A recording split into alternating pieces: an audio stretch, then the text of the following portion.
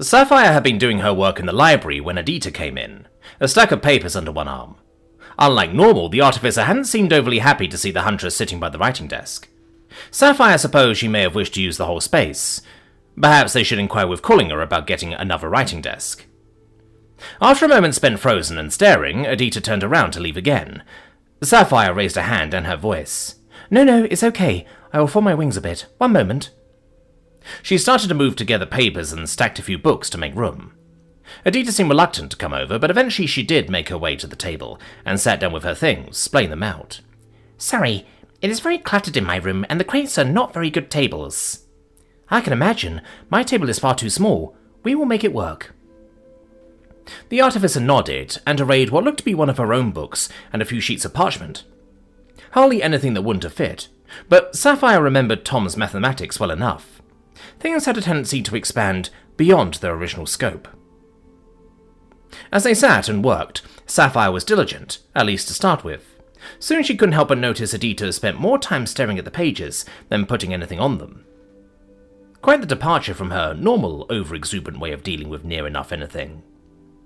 Not a word was said, either, which became too much for Sapphire, as she spent more and more of her time peeking at Adita's work. It was math, but that was as far as her comprehension went. It was also done with runes rather than Tom's letters and numbers, which, oddly, she found more confusing now. So, things went well yesterday, right? No nasty surprises after you took the gun apart again? Sapphire questioned, with genuine curiosity. No, it all operated within parameters. We are very pleased, Adita replied, almost coldly, like she was reciting from a list. I'm sure Oleg is very happy with you all. Tom can get it to work, you know. Yes, he informed me. I am certain he still had many avenues to explore in order to ensure reliable operation.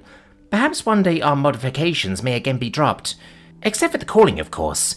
I do feel that to be a valuable addition. There was a twinge of pride at the end when talking of her own work. Sure seems like it. Tom was chuffed. And with Jarrex back in the hall, he can get on with the rifles, right? Yes, that is the plan, Adita agreed with a nod, still not looking up from her parchments, though she hadn't written a single thing down. Am I right in guessing that's what you are working on now? Yes, I am creating tables to determine the bullet velocity and velocity reduction with range as a factor of its drop, to determine its aerodynamic properties, you see. Oh, sounds interesting. Why? Sapphire tried, not understanding much else. What she knew of aerodynamics was that it was Tom's word for cutting through the wind. Everything always had to be so complicated with him.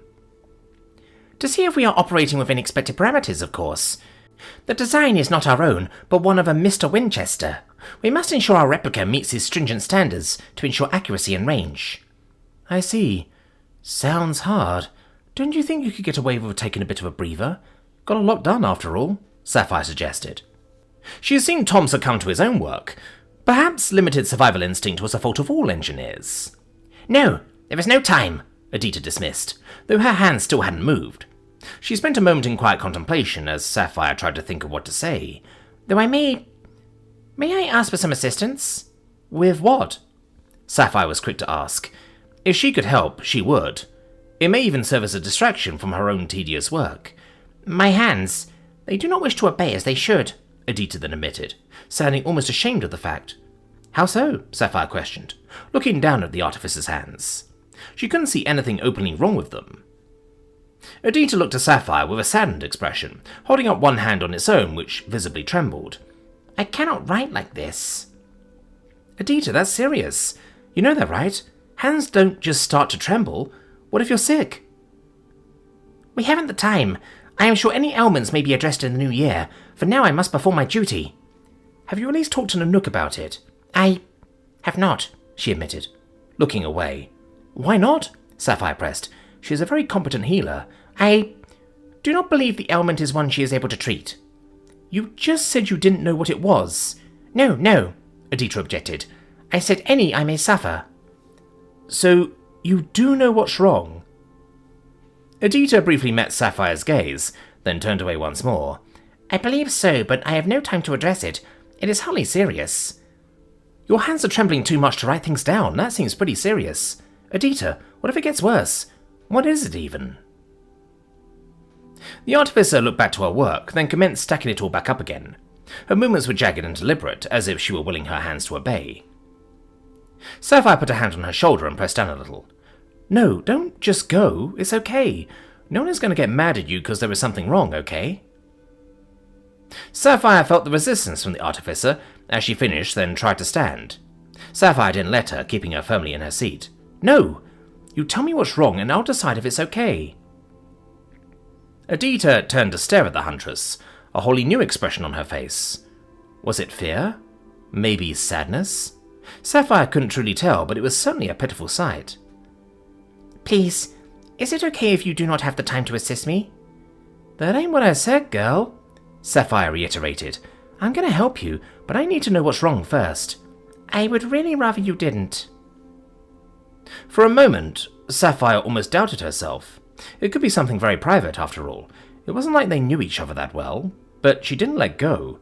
If Adita wouldn't tell her, the only other likely candidates were Tom and Jelena, neither of whom could be trusted to take care of someone else. At least, not right now. Something is wrong. You aren't trying to make it better, or if you are... But I am trying to improve the situation. I promise, Adita pleaded. Or if you are... It's not working, is it? Adita glanced down for a moment. No, but I cannot break, Sapphire. Not now. Of all times. This is too important.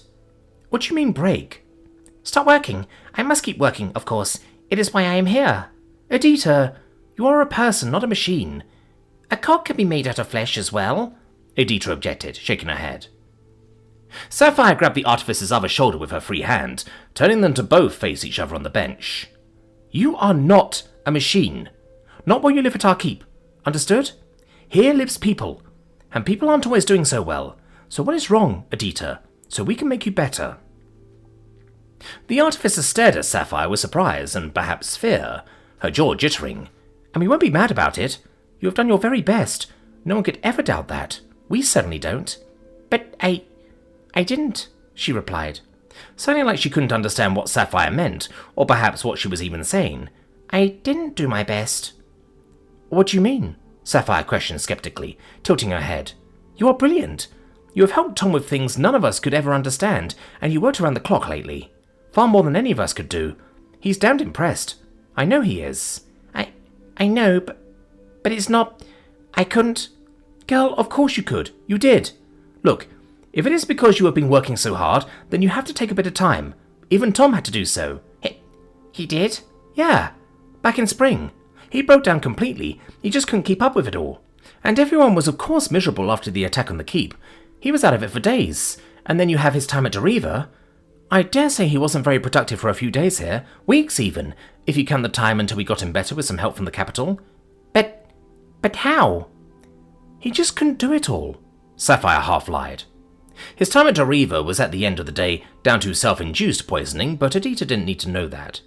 It happens to the best of us. Is that what's wrong? But He did it. I was only trying to do as good of a job, Sapphire. I couldn't do it, Adita all but pleaded. Why couldn't I do it? Sapphire could see her eyes glazing over, her jaw continuing to move up and down rapidly. Saph pulled the artificer into an embrace, clutching her tight. Shh, it's okay. You try to keep up with a human. None of us can do that. Even Jackie failed. It's okay. Shh. The first sob came, then another, and another. Sapphire just kept trying to calm her down, stroking the back of her head. It's okay. Let it out. It's for the best. See? We don't get mad about things like that here. You really tried. You really did. But I am from the inner sanctum. How could I fail? We don't fail. We aren't allowed to. It can't be. It is the end. It's not the end, Adita. It's only the end when we give up. Taking a breather isn't the same as giving up. A soldier can fall back without giving up the fight, can't she? And the one who will never retreat is a bad soldier. No, it's not right. We have to. It's the future of the world, Sapphire. How could I fail? She repeated, as she started to truly bawl into Sapphire's chest. I couldn't give up. You didn't give up, Adita. Look at you. You want to keep going. That's not what people do when they give up. You just need a little time. That is all. I don't know how long. I needed to keep going. So I did. For too long. Yes. It's going to be fine. A few slow days and you'll probably be fine.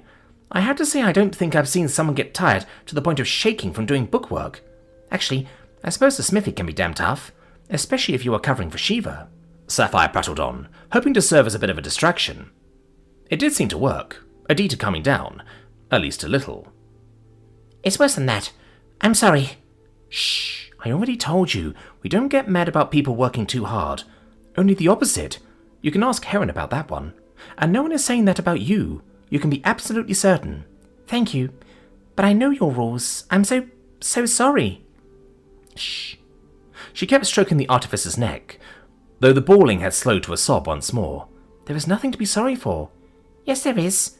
I stole. You what? The confession genuinely caught Sapphire by surprise. Of all the things she could have foreseen Adita doing, that was not in any way one of them. She was such a stickler for rules that she couldn't even seem to bend them, let alone break them, at least when compared to someone like Tom or Tinks. But why? She asked, with genuine confusion, before she even registered that she had no idea what it might have been that Adita had stolen. It wasn't the book, was it? Adita pushed away from Sapphire's grasp and looked up with a look of pure horror. No, never in my life. I would never. I swear. Please, I could never do such a thing. Sapphire, more than content that wasn't it, forcefully pulled the weaker artificer in once more. Shh, not the book. Got it. Why would you ever take that anyway?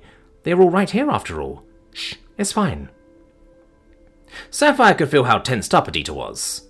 She even tried to escape for a moment before she yielded to Sapphire's grip, letting out a small whimper. Not the book, then. What was it? Bit of food? I couldn't blame you for nicking a bit of Jackie's sausage when in their room.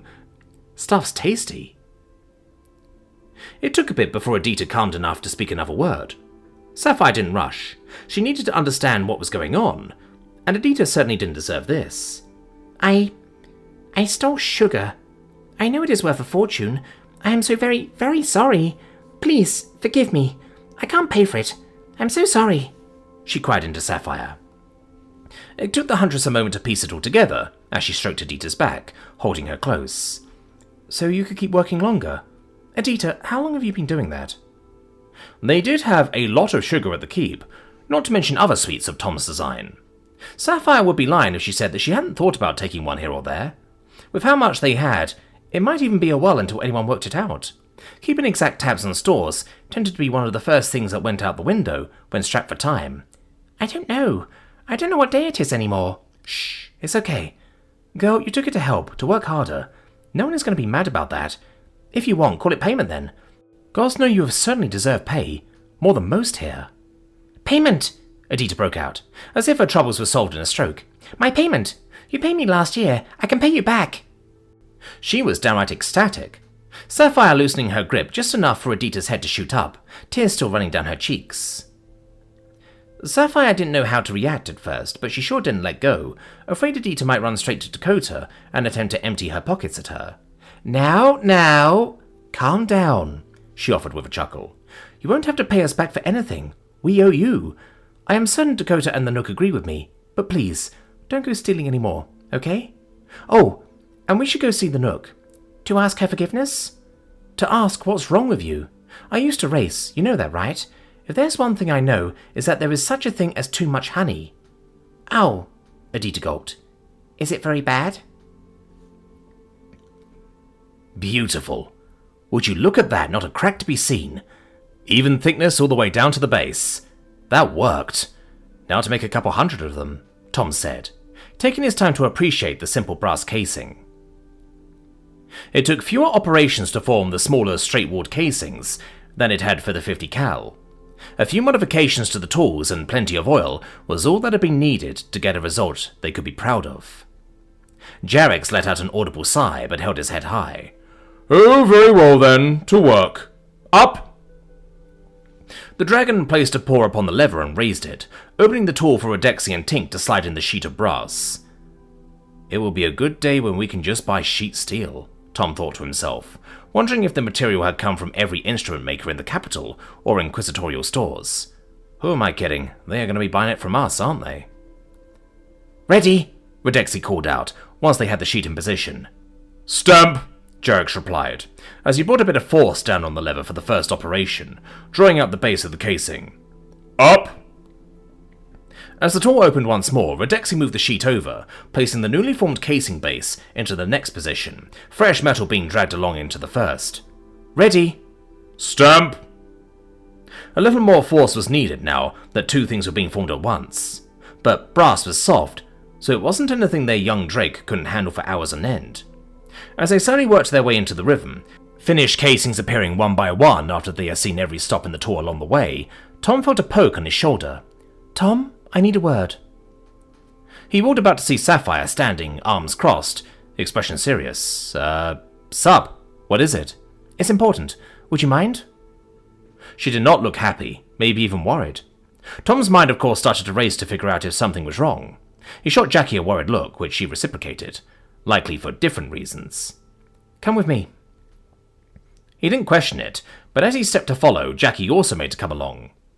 Turning to her, he stumbled over his words. Maybe you stay and... No, it is all right. Sapphire cut him off, adding to his confusion. Jackie too seemed taken aback that he would try to stop her. At Sapphire's reassurances, she stepped up closer to him, evidently intent on following. Oh boy. Right then. As they walked, Tom felt his stomach knot. They were heading up, and past the library. With it, any hope that he was needed to interpret some text or similar vanished. Sapphire had been bringing him plenty of questions and notes to look over together with her as of late. Yet another thing he needed to make time for, but such was life. She would rarely come seek him out, however, and certainly not in a mood like this. He feared she would perhaps pressure him to let Jackie know all that they had been up to. But as far as he was concerned, they had made it past that hurdle.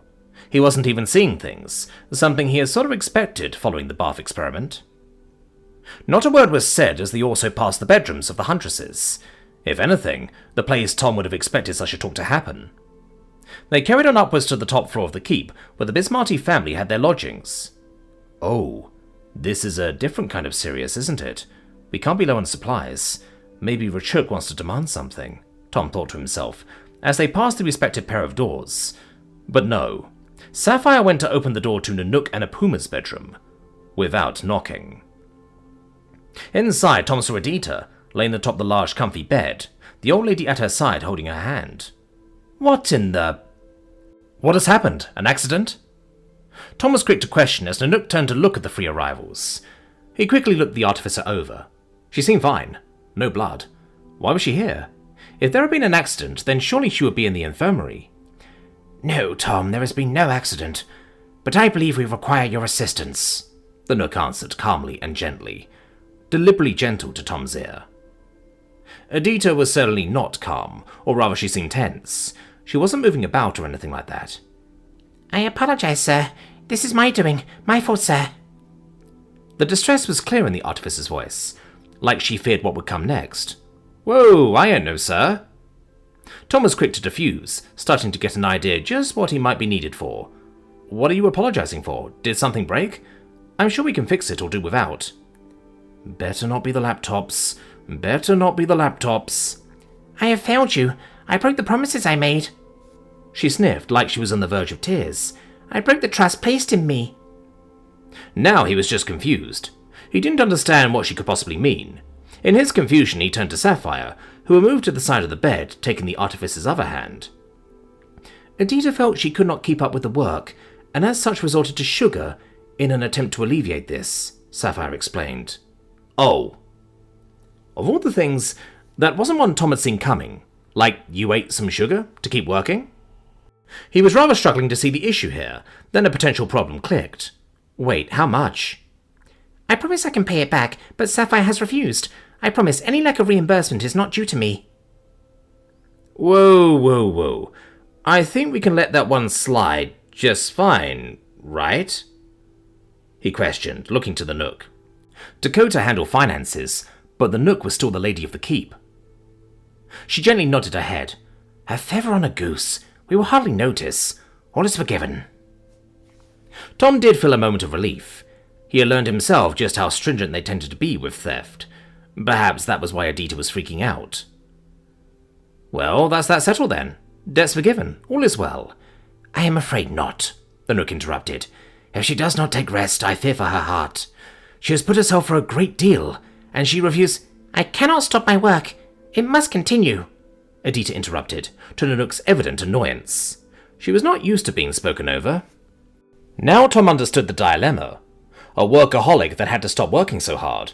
One who believed she had done nothing but dishonor herself before them, and before the gods she revered. And I sent her to Paulin and she started falling apart. Oh, for the love of whatever, Tom sighed to himself. The disappointment must have shone through, as Adita tried to sit up in bed. I promise, Tom, I will keep working, no matter what. I swear it, I swear. Sapphire pushed the artificer back down onto her back, with considerable force. You will do no such thing. You're going to kill yourself. But I can stop the sugar. Tom recommended alcohol. I do not know why, but it helps, she questioned, looking to Tom as if he would save her. The scathing look he received from Sapphire said it all, as he raised his hands defensively. Whoa! No, not like that. You use that to unwind, not to keep working. Though it can help you not go insane. But we can't have drunk people at the Latham Mill that's begging for a wing to get shredded. But then I must do without. I must keep going for Oleg's favour, our future, the mission. Slow and steady wins the race, Tom countered, raising his voice just enough to be heard over the artificer. And sprinters burn out or break down. Like you said, for your future. Okay, think about it this way. You are no use broken down and we can't fix you if your heart breaks down, right? Imagine if some inquisitor asked for an old holy machine to be run until exploded, never to run again. You'd toss them off the island, right? Adita stared at the human blankly, while Sapphire kept a skeptical eye on him. So you may run it hard, yes, but you stop and maintain it every now and again. Switch out what was worn, adjust what is wanted out of spec. That's what you need to do now. And that is what alcohol can help with. Wait, you haven't been drinking and then working, right? Tom, she has been working around the clock, Sapphire responded, before the artificer got the chance. I thought she smelled a bit funny the other day, Jackie added, not having moved from Tom's side. Adita's ears all but folded behind the back of her head, and she pressed her head down even lower. Tom sighed as he rubbed the sides of his face. Okay, no more of that then. Oh, what to do here? Who would have thought, Sapphire, your ideas about weekends and working hours was a damn good one. We just can't afford it right now. Right. Here is what we are going to do, Adita. And I am your boss, so these are orders. Follow them exactly. Adita gave a very gentle nod, eyes locked on him. We are going to celebrate how well things are going. Nothing wild, just an evening. Drinks, games, and laughter. And no one is allowed to mention how much we have left to do, or dark omens, or anything. Let's just enjoy what we have done, and then tomorrow you are not going to work on anything technical. Dishes and kitchen duty. In the evening you come to mine Jackie's room, or maybe Sapphire's, and we have a pleasant chat about how things are. When, and only when, you have managed to unwind, and we will be the ones deciding when that is, will you be allowed to get back to work? Besides, trying to do this kind of work when strung like a hunting bow only ends in disaster. Adita stared at him with fear, Sapphire moving a hand to stroke her head. Worried that was perhaps a shit idea, he looked to the young Huntress and then to the Nook. Or is that too harsh? I do not care as long as she stops trying to kill herself, the Nook replied. I will not have my keep be a soulless meat grinder like so many others. I think it is as good of an idea as we have right now. You cannot keep doing this, Sapphire replied, though her attention was turned to Adita, her tone caring and kind. You have to take care of yourself, at least a little. But if we fail, it matters not. The keep will be gone. And after we survive it, another threat will loom, I'm sure. Looking at the past year, we are going to have at least 3 major crises by my counting. We have to be ready for the next one too, and we can't afford to lose you, okay? Besides, it's an order. If it all goes tits up at the end, it's on me, not you. So I gotta carry the guilt, Tom added with a shrug. The virtue and peril of being in charge. The Nook did make a slight grunting sound at that, but didn't make any further objections. It'll be fine, I'm sure. We have jerricks, guns, mines, grenades, mithril armor, magic swords. Idril-ish, Jackie added, exuberant as ever, counting along on her fingers. They ain't got a chance against us. We didn't actually make the new grenades yet, but we will, don't you worry, Tom said sheepishly. He recognized the bravado, and he wasn't happy to see it. That was old Jackie, like the day he met her. Oh, right. By the way, what's wrong with tits going up? That's where birds go. So, are you feeling any better? Sapphire questioned the artificer, who was sitting diligently on the bed. She handed over the mug of hot tea, unsweetened this time, and sat down next to her. She did notice a strange odour coming from the artificer. She worried that Adita had already broken the rules they set down. Perhaps a sought-out Lincosta's help via some alchemical compound. She did seem calmer, less jittery. A remarkable improvement, in fact. If it was that, it was certainly effective. Hopefully it was something else. As far as Sapphire knew, Adita had done as she was told, though she had been less than happy about it, not because she had any problem with washing dishes, but rather because of her precious work left idle. I feel a lot better, thank you. She sipped the tea without her hand shaking, something Sapphire was looking for. She had no doubts Adita would try to convince Sapphire to let her get back to work. She wasn't letting it happen unless it was clear that she was ready, and she had not thought it possible in a mere 2 days. That is very impressive. What have you been doing? Just relaxing and enjoying yourself? Oh, a little, Adita replied, almost sheepishly. I even had a nap today. Sapphire nodded, impressed. She had honestly wondered if Adita had been sleeping at all, with how much of a nervous wreck she had become. Perhaps lack of sleep was as much to blame as the stress and sugar. That's very good. You made breakfast today, yes? I did, yes. I am not very good at cooking, but I tended the fires very precisely and ensured everything was perfectly clean. That is good. Just because you are relaxing a little doesn't mean you have to stop being who you are. Adita smiled, taking a moment to think before she carried on. I was working with Heron. He is very good at relaxing, like you said. Almost too good, Sapphire replied, taking a sip. Did you spend a little time learning from the best? Yes. I asked him how he could be so calm with everything that is going on. He said it was very simple. Either things are fine or they aren't. All your hard work might make it a little more likely things go well. But if they don't, you wasted all that time. You might as well enjoy the time instead. It is more efficient. I suppose that is one way of looking at it, Sapphire said, trying her best not to sound bitter at all the extra work she had done over the years thanks to him, not to mention the night spent wondering if their night guard was sleeping or not. I don't understand it either. I don't find it enjoyable to do nothing. A little can be good, but not too much. I suppose it varies from person to person. I suppose so. Anyway, he asked me if I wanted some help relaxing, and I said I would like that very much. Uh-huh, Sapphire said with a slow nod. She wondered if perhaps she was about to hear a tale of romance or learning how to sleep on the job.